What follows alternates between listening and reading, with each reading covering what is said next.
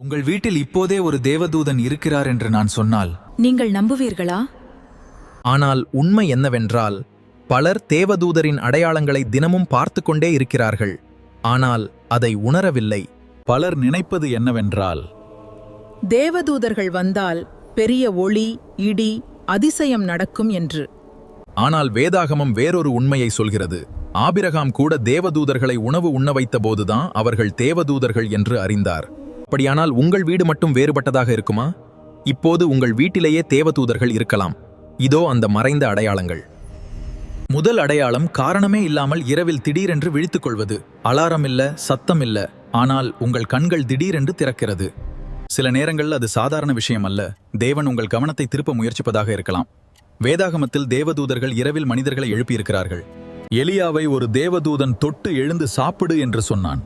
அது ஒரு கனவு இல்லை, உண்மையான தொடுதல். அடுத்த முறை நீங்கள் 3 மணிக்கு விழித்தால் போனை எடுக்காதீர்கள், 1 நிமிடம் ஜெபியுங்கள். அதற்கு பிறகு என்ன நடக்கிறது என்பதை கவனியுங்கள். இரண்டாவது அடையாளம் திடீரென்று விளக்கமில்லாத சமாதானம். பிரச்சனைகள் இன்னும் இருக்கிறது, ஆனால் உள்ளத்தில் ஒரு அமைதி வந்து நிற்கிறது. பிலிப்பியர் 4:7 சொல்கிறது, எல்லா அறிவுக்கும் எட்டாத தேவ சமாதானம் தேவதூதர்கள் அருகில் இருக்கும்போது தேவனுடைய சமாதானம் கூட வருகிறது. லூக்கா 1 தேவதூதன் மரியாளிடம் முதலில் சொன்ன வார்த்தை என்ன தெரியுமா? பயப்படாதே, விளக்கம் கொடுப்பதற்கு முன் அவன் சமாதானத்தை கொடுத்தான். மூன்றாவது அடையாளம் என்ன தெரியுமா? நீங்கள் தப்பிக்க முடியாத ஒரு விஷயத்திலிருந்து தப்பித்து விட்டீர்கள். நீங்கள் செல்லக்கூடாத ஒரு வழி, இன்று அந்த வழியில் போகாதே என்று உள்ளத்தில் வந்த அந்த திடீர் உணர்வு. நீங்கள் அந்த குரலை கேட்டீர்கள், இன்றும் உயிரோடு இருக்கிறீர்கள். அது அதிர்ஷ்டம் இல்லை. சங்கீதம் 91:11-12 சொல்லுகிறது, அவர் தம்முடைய தூதர்களுக்கு உன்னை பற்றி கட்டளையிடுவார்.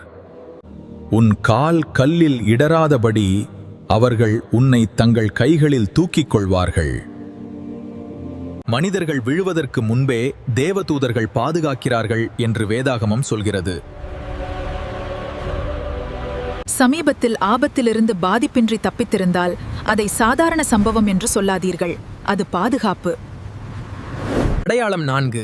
ஒரு அந்நியன் நீங்கள் கேட்க வேண்டிய வார்த்தையையே சொன்னார். நீங்கள் ஒருபோதும் சந்திக்காத ஒருவர் சரியான நேரத்தில் உங்களை ஊக்கப்படுத்தியிருக்கலாம். ஒரு எளிய வார்த்தை உங்கள் உள்ளத்தை ஆழமாக தொட்டிருக்கலாம். எபிரேயர் 13:2 சொல்லுகிறது, சிலர் அறியாமலே தேவதூதர்களை உபசரித்தார்கள். ஒவ்வொரு தேவதூதரும் கண்களுக்கு தெரியும் இறக்கைகளுடன் வரமாட்டார்கள். சில நேரங்களில் அவர்கள் ஒரு மென்மையான குரலாக, ஒரு புன்னகையாக, சரியான நேரத்தில் வரும் சரியான வார்த்தைகளாக வருகிறார்கள். அடையாளம் 5. மிகவும் உண்மையாக தோன்றிய ஒரு கனவு, ஒரு எச்சரிக்கை, ஒரு செய்தி. விழித்த பிறகும் உங்கள் உள்ளத்தில் அமைதியை விட்டுச் சென்ற ஒரு கனவு. மத்தேயு 2:13 ஒரு தேவதூதன் கனவில் யோசேப்பிடம் எகிப்துக்கு ஓடிச் செல்லும்படி எச்சரித்தான். அந்த கனவு இயேசுவின் உயிரை காப்பாற்றியது.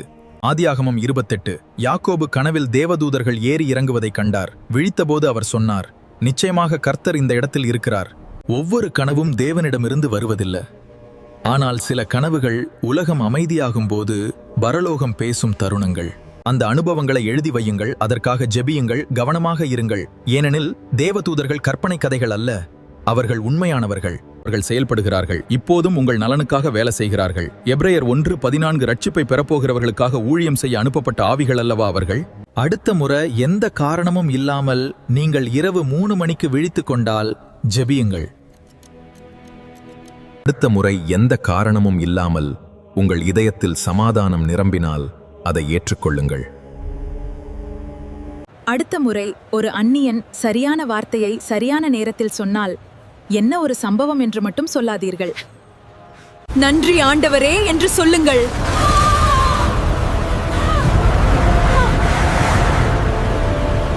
நீங்கள் தனியாக இல்லை, தேவன் தூரத்தில் இல்லை, பரலோகம் அமைதியாக இல்லை.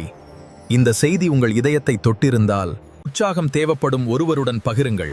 தேவனுடைய பாதுகாப்பு உங்கள் வாழ்க்கையின் மேல் இருக்கிறது என்று நீங்கள் நம்பினால் ஆமென் என்று எழுதுங்கள்.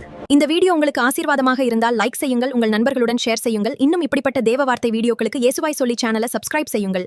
God bless you.